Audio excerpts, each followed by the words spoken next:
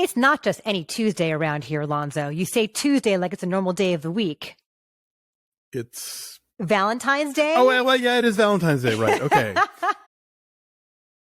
Where's your romantic side? Come on. Look, Dave and I exchange a card and we smooch, and that's it. Like, I think Valentine's Day as a public expression is A, for amateurs, and B, way too crowded, and I just tend to avoid it whenever possible. Do you guys do it up, or like? No, we went running this morning. We went out for our usual 5 miles at dawn, and it was crazy windy along the beach. So I guess that was like romantic and windswept. In a Bronte kind of way, I suppose. Totally. Yeah. So we did that, and like we'll probably get sushi tonight or something like that. So yeah, after all these years together, this is the extent of our romance.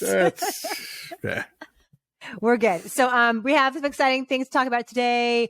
Ted Lasso season 3 is coming. We will definitely be recapping that on our Patreon. So if you are not already a Patreon pal of ours, try saying that.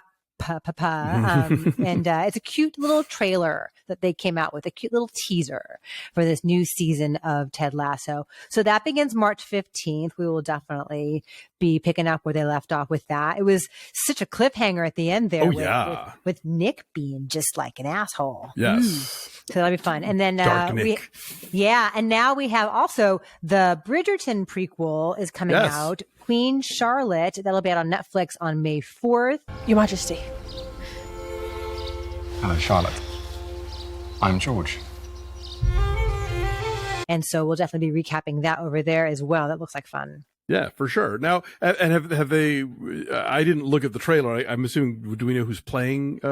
Is it the same actress, or is it like much younger Queen Charlotte? It's much younger Queen Charlotte, and was an actress that I had not heard of before, a newcomer. And so, but yes, the actress who plays her now is also in there. So, but this is going back to the beginning of how she met the king. And nice. So that should be a lot of fun. We have that.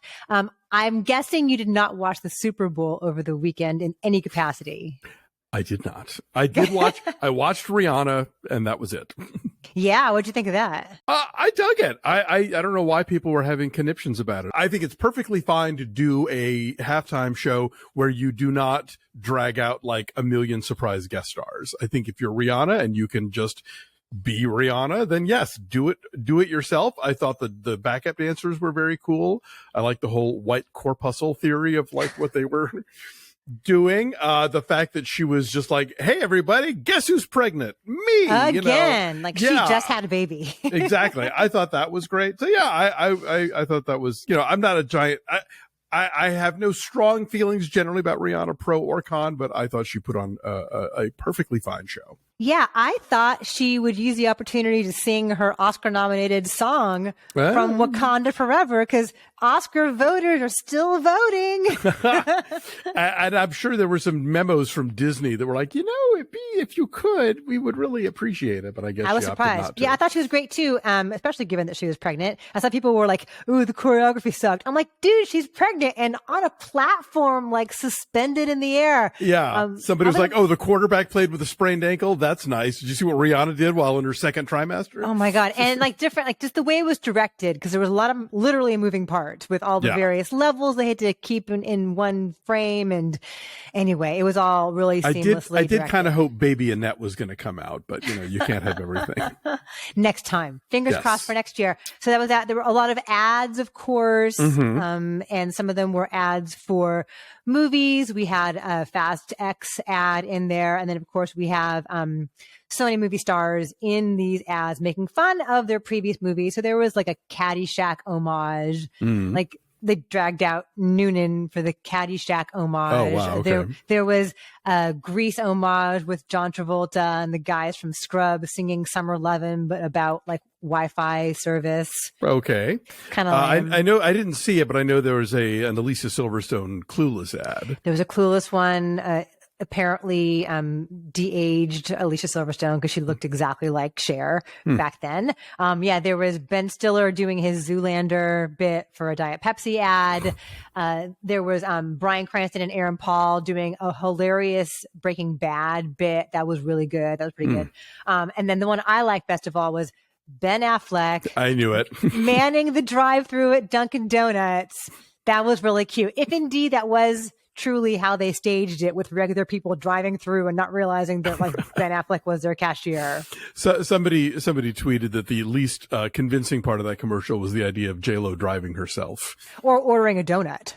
For that matter, yes. I thought that too. I'm like, she's not going to eat that donut. No. Yes, that was both funny ideas there. Yeah, so that was that. Are you excited about the sequel to Plane? Ship. It's called Ship. Wow. I just like that they're embracing this. They know what they are. Yeah. They're not trying to be anything more intellectual or elaborate or substantive. Like, if you liked Plane, you're gonna love Ship. Yeah.